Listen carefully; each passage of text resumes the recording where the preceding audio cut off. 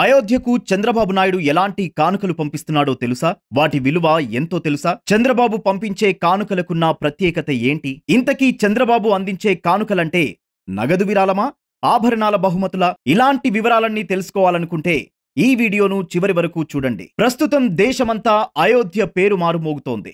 ఈ నెల 22న జరగబోయే రామ మందిరం ప్రారంభోత్సవం గురించే అంతా చర్చించుకుంటున్నారు. ఈ నేపథ్యంలో సామాన్యులు సహా రాజకీయ నేతలు అందరూ 22 కోసం ఆసక్తిగా ఎదురుచూస్తున్నారు. దేశవ్యాప్తంగా పలువురు ప్రముఖులు ఆహ్వానం అందుకున్నారు. తెలుగు రాష్ట్రాల నుంచి చిరంజీవి, ప్రభాస్, పవన్ కళ్యాణ్ వంటి వారికి ప్రత్యేక ఆహ్వానాలు అందాయి. అయితే ఆహ్వానాలను మన్నించడమే కాదు, ఎంతో మంది పెద్దలు, ప్రముఖులు అయోధ్య రామునికి కానుకలు సమర్పించేందుకు సిద్ధంగా ఉన్నారు. ఇప్పటికే పవన్ కళ్యాణ్ రామ మందిరానికి 30 లక్షల రూపాయలు విరాళంగా అందజేసినట్టు తెలుస్తోంది. తనతో పనిచేసిన దర్శకులు, సన్నిహితుల ద్వారా కూడా ఇప్పించాడట. మొత్తంగా పవన్ కళ్యాణ్ తరఫున అయోధ్య రామ మందిరానికి 80 లక్షల రూపాయలు కానుకగా అందిందని సమాచారం. ఈ నేపథ్యంలో చంద్రబాబు నాయుడు కూడా రామ మందిరానికి గిఫ్టులు పంపేందుకు సిద్ధమవుతున్నట్టు తెలుస్తోంది. అయోధ్య రామునికి చంద్రబాబు ఏమేం కానుకలు పంపిస్తాడు, ఎంత విరాళం అందజేస్తాడు అనే ఆసక్తి ఎంతో మందిలో ఉంది.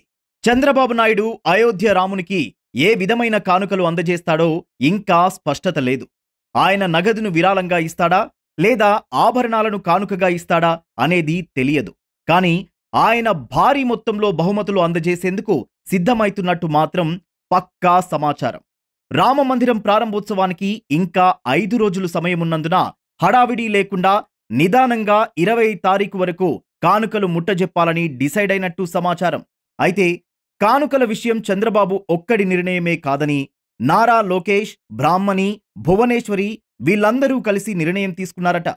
నేరుగా అయోధ్యకు వెళ్లి అందజేయడమా, తమ తరఫున పంపించడమా అనే విషయంలో మాత్రం స్పష్టత రాలేదని తెలుస్తోంది. చూడాలి మరి చంద్రబాబు నాయుడు అయోధ్య రామునికి ఏమేం కానుకలు పంపించబోతున్నాడో, ఎంత విలువైన విరాళాలు అందించబోతున్నాడో. ఏదేమైనా దేవుడిని కూడా రాజకీయంగా వాడుకోవడానికి వెనుకాడని రాజకీయ పార్టీలు, వాటి అధినేతలు ఇప్పుడు మాత్రం అయోధ్య రాముడిని ఎందుకు వదిలిపెడతాయి?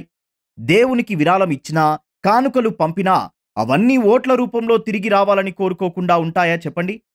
మా వీడియో మీకు నచ్చినట్టయితే లైక్ చేయండి, షేర్ చేయండి, మా ఛానల్ను సబ్స్క్రైబ్ చేసుకోండి.